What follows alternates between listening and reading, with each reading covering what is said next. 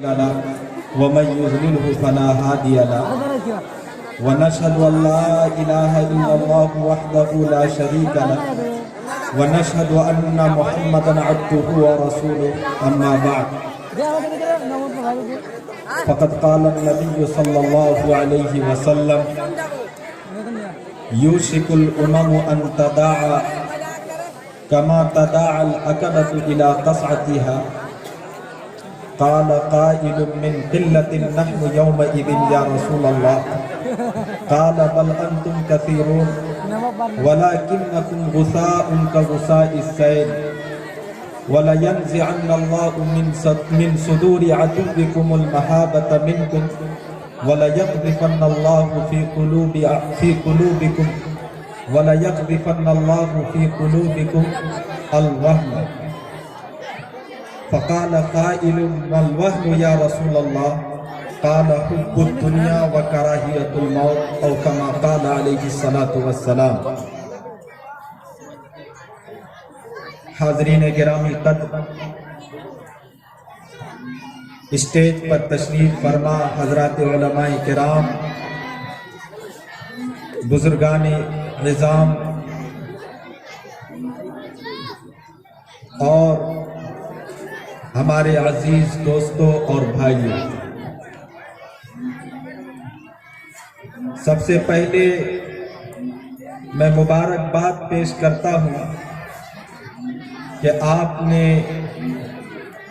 اتنا خوبصورت سا پروگرام سجانے کے لیے محنت کی، جد و جہد کی، اور اس کے لیے آپ نے جانی اور مالی قربانی پیش کی. یقیناً دینی کام کے لیے وقت لگانا، محنت کرنا، اس میں مالی اعتبار سے یا بدنی اعتبار سے اپنا تعاون پیش کرنا، یہ ایمان اور اہل ایمان کی پہچان ہوتی ہے. بھائی ان سب کو یہ بتا دیجیے. دیکھیے بھائی، اگر آپ لوگ کو نہیں سننا ہے تو آپ گھر چلے جائیے، خواہ مخواہ میں نیند کو خراب کر رہے ہیں. اگر سننا ہے تو بیٹھ جائے، نہیں سننا ہے تو آپ گھر جا سکتے ہیں، اجازت ہے.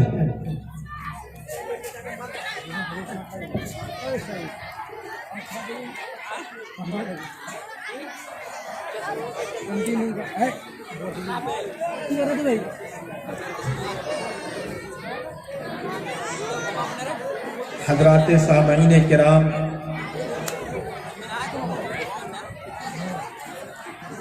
اس وقت مسلمانوں کی جو حالت ہے وہ کسی سے ڈھکی چھپی نہیں ہے. پوری دنیا میں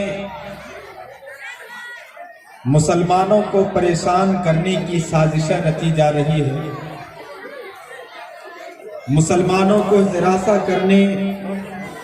اور ان کو اس صفحے ہستی سے مٹانے کی ہر طرح کے ہتھ کنڈے اپنائے جا رہے ہیں. خاص طور پر ہمارے ملک ہندوستان کے اندر مسلمانوں کو پریشان کرنے اور ان کو ان کی تہذیب اور ان کی شناخت سے دور کرنے کے ہر ممکن کوشش کی جا رہی ہے. یہی وجہ ہے کہ کبھی مسلمانوں کے خلاف زہر افشانی کی جاتی ہے، کبھی مسلمانوں کے دین شریعت کے خلاف قانون بنایا جاتا ہے، کبھی طلاق مخالف بل پیش کیا جاتا ہے، تو کبھی حجاب پر انگلیاں اٹھائی جاتی ہے، اور کبھی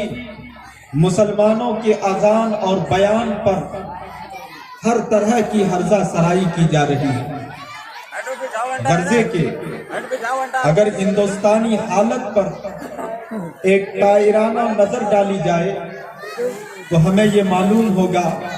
کہ مسلمانوں کو اس ملک کے اندر پریشان کرنے کے لیے، مسلمانوں کو اس صفحے ہستی سے مٹانے کے لیے، مسلمانوں کو یہاں سے ملک بدر کرنے کے لیے ہر طرح کی کوششیں کی جا رہی ہیں.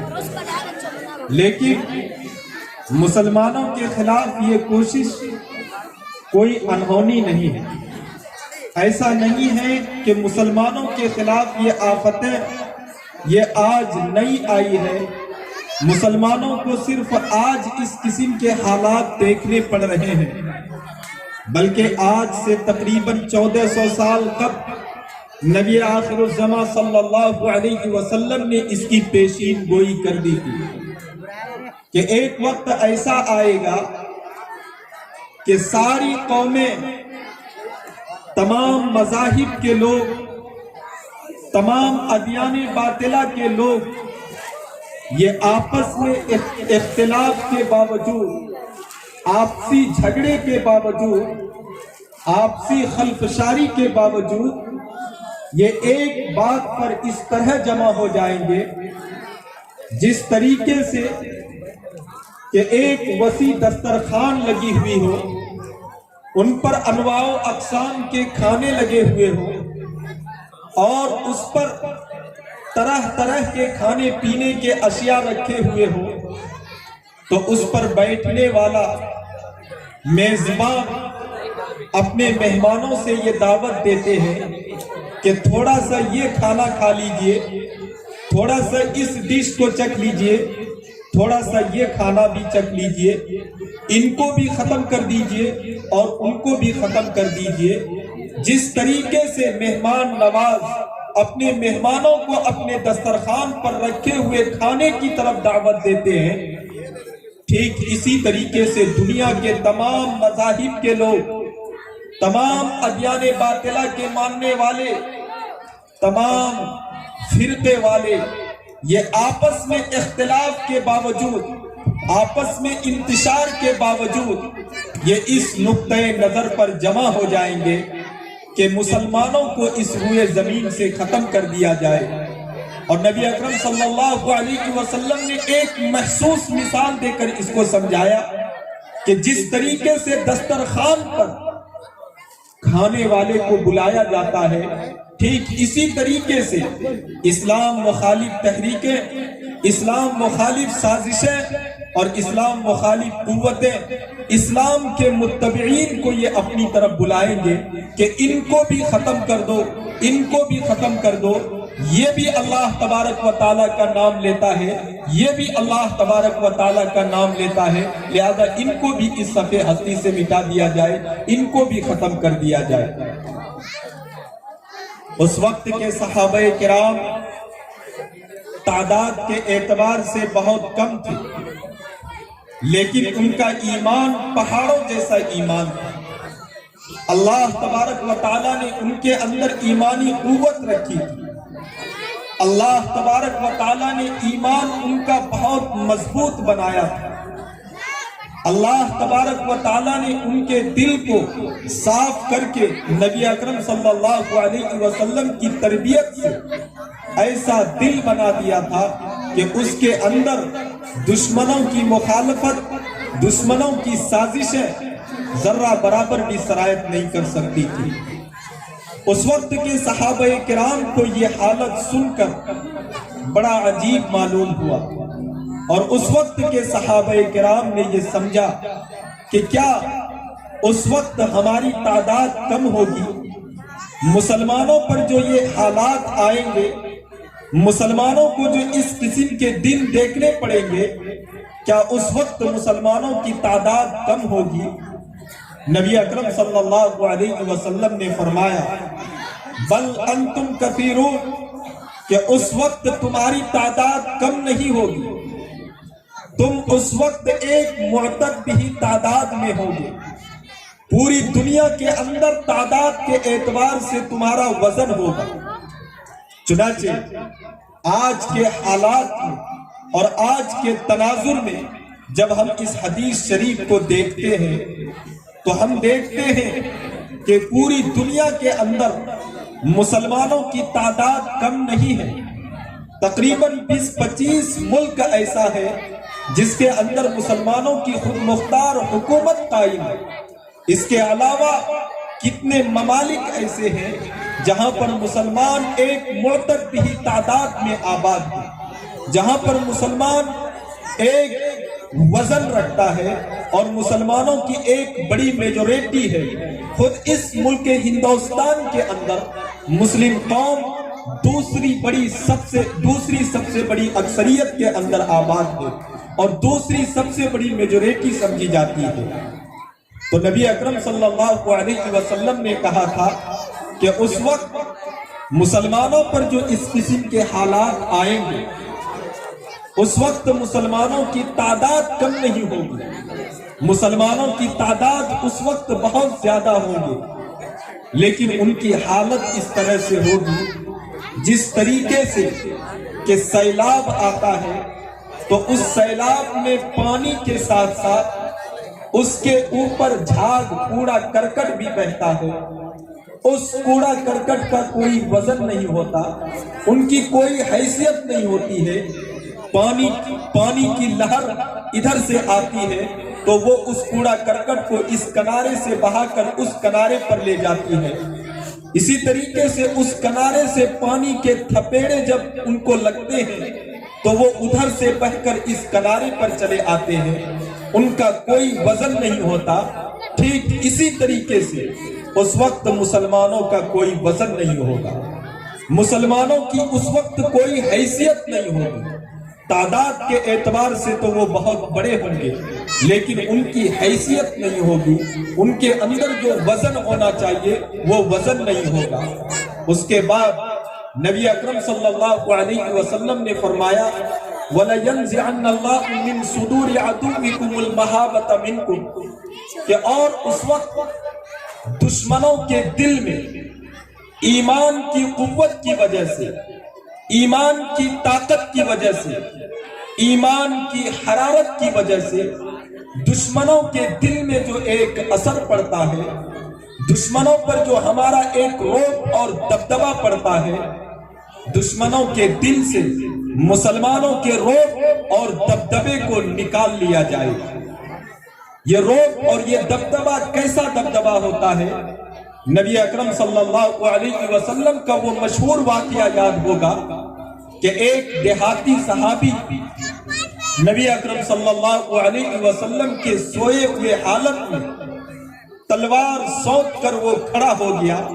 اور وہ کہنے لگا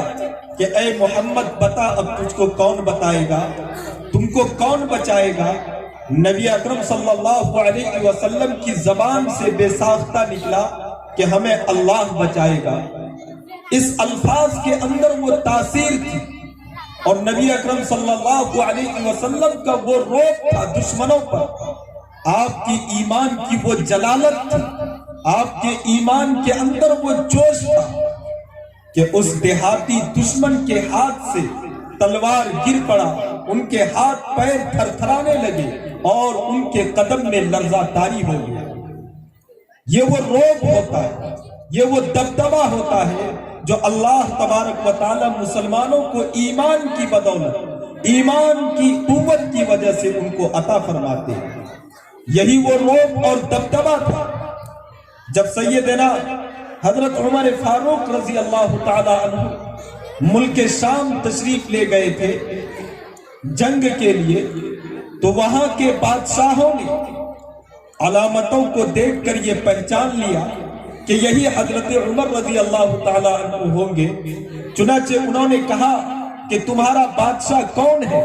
تو جب انہوں نے دیکھا کہ ہم نے جو پچھلی کتابوں میں جو علامتیں پڑھ رکھی ہیں وہ ساری علامتیں ان کے اندر پائی جاتی ہیں, چنانچہ انہوں نے حضرت عمر فاروق رضی اللہ تعالی عنہ کو دیکھا اور دیکھتے ہی انہوں نے یہ کہہ دیا کہ ہم اس سے جنگ کرنے کی طاقت نہیں رکھتے ہیں. انہوں نے اپنا پورا ملک خالی کر دیا اور پوری سلطنت حضرت عمر فاروق رضی اللہ تعالی عنہ کے قبضے میں ڈال دیا.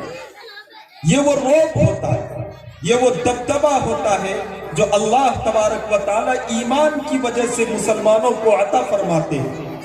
ایمان کی طاقت کی وجہ سے. یہ ایک رعب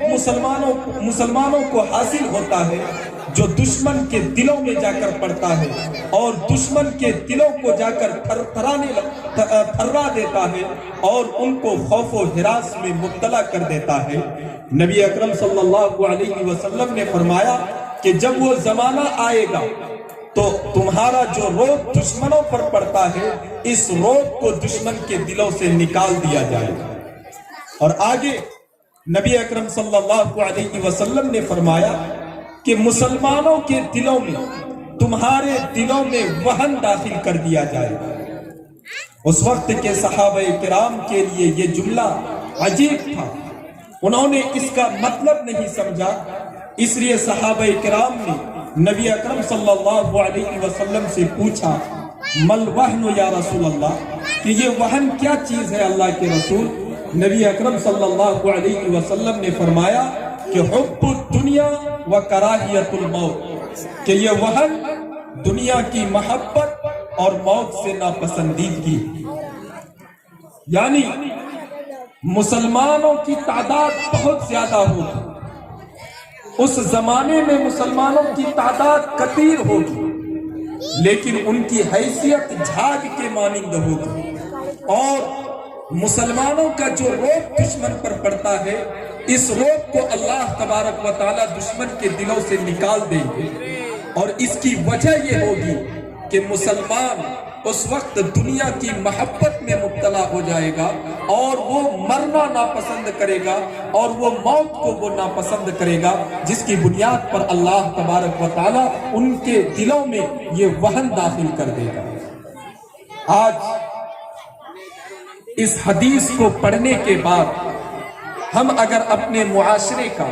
اپنے سماج کا اور اپنی سوسائٹی کا جائزہ لیں تو معلوم ہوگا کہ مسلمانوں کے گھروں میں کوئی ایسا فرد نہیں ہوگا جن کے اندر دنیا کی محبت نہیں ہوگی۔ ہر شخص دنیا کی محبت میں گرفتار ہے، ہر شخص دنیا کی محبت میں مبتلا ہے، ہر شخص دنیا کی محبت میں وہ کام کرنے